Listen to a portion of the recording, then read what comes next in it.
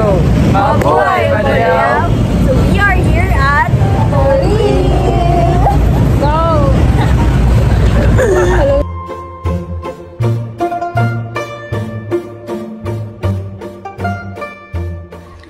Have you ever wondered how Toril got its name and what life was like before it became part of Davao City? Well, it all started in the early 19s when a Bagubot Takabawa leader named Dato Dalmasio Agton settled in this land. He was known as the first leader of the tribe in Toril proper, a man of strength and spirit who spent his days farming the soil and raising his carabaos across the open fields. Life then was simple, but full of purpose. The name Toril also has its own story. Long ago, people called it the Ranch of Cattle, or in the local tongue, Toril sa Baka, because herds of cattle were raised freely across the land. Over time, the name Toril stuck. But there's another story too. According to an article about Davao de Paz, the name Toril actually comes from the Spanish word for a bullpen, a place where cattle are kept. Back then, you could see plenty of bulls roaming around this area, long before Toril was declared an official district of Davao City. That is why Toril landmark statue features a carabao and a giant durian, reflecting the district's history as the ranch of cattle and the abundance of its land. So mo siya ang Toril landmark, which is ang statue sa Carabao ug Durian. So ang nagpakuha na nga project is ang Davao Councilor na si Renato Bangoy, which is gina-symbolize niya ang agricultural heritage. Namin interviewin rin is no si Kuya, so yeah, nakoy pangutan na ba sa nakadugay mo na ginaalis sa prutas na mong ginakuan sa imong ulo. I'm so speechless guys, wala siya may istorya kay bugat daw.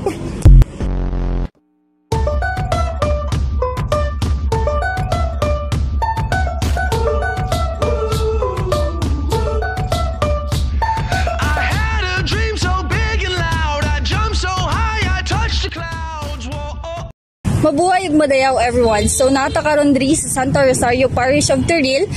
So it was established at 1930s by the Caballeros Catolicas and Damas Catolicas.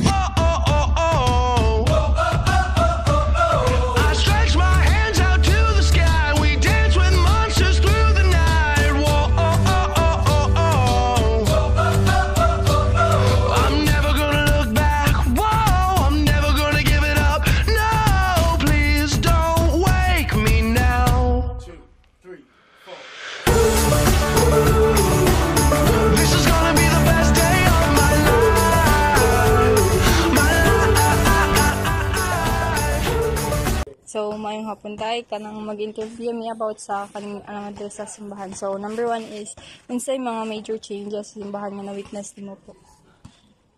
Na-witness? Kanang sa mga kabaguhan sa simbahan. Ang kabaguhan sa simbahan namo diri karon, ang pag-operasyon limpyo ginamo tanan. Lihok tanan trabahante nga kun guday bakante mo trabahoon ginamo. Okay. So, ang number 2 tayo is, daghan ba og daga-serve na youth diri ah? Sa unsa nga youth, daghan mga youth nga kuan ri ka mga nagkuan. Anong mag-serve sa simbahan po? Mga sa mga altar boy. Yes. O daghan man pud sila. Mga katong sa vocation kuan, daghan man pud sila pod.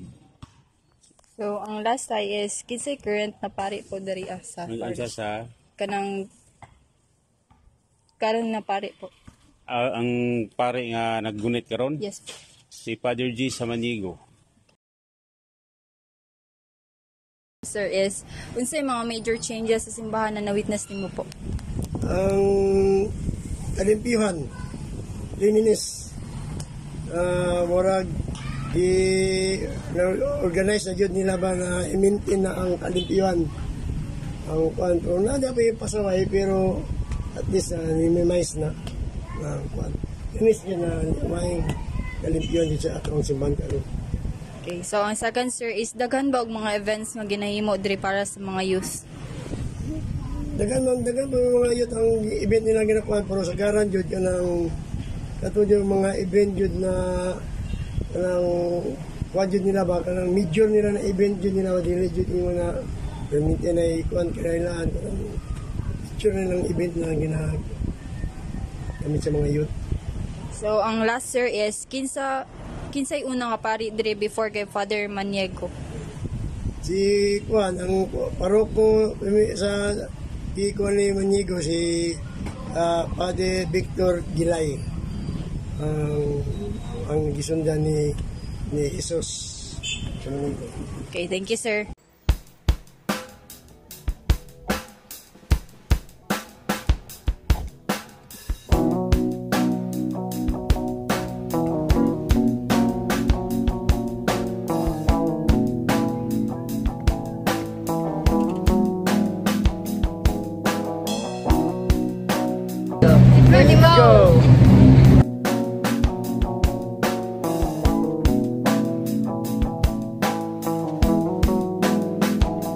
In the busy corners of Turil's public market, life moves in simple ways.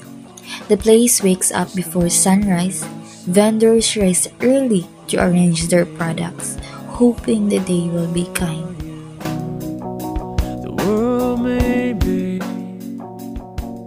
May hapon te, ako dahil si April. So, mag-interview me about lang sa gamay nga butang diri sa palengke. So, daghan ba gihapon nagapalit bisag na anay mga online market nga nagabaligya po og mga gulay karon? Kakuang-kuan, kanang nino siya. Kanang kaysa daghan mo gumanin na sila pindapin, kanang mga balay-balay sa unahan. Daw, pabingki, kanang ngayon mo lang. Pabingki, nahinay na nino silang halin, na dako among bayaran nun. Yeah, sa among pagkumprahon nga 5 ka kilo na stock ang nagpali Bombay 5 kilo. Ang tagian na 5 ka tao. Kay kami, tagiya ang gobyerno, ang ilaga, ang kawatan, ilang tagiya sa gulay.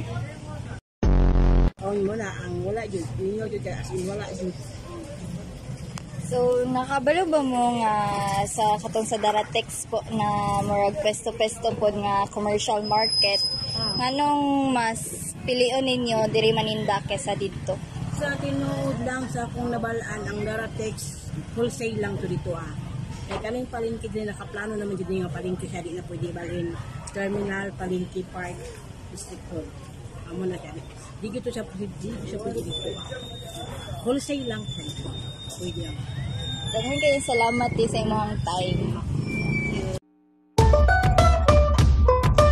Everyone, my name is Princess Desiree Hinabe and I am here together with Primitivo R. Boyba Jr.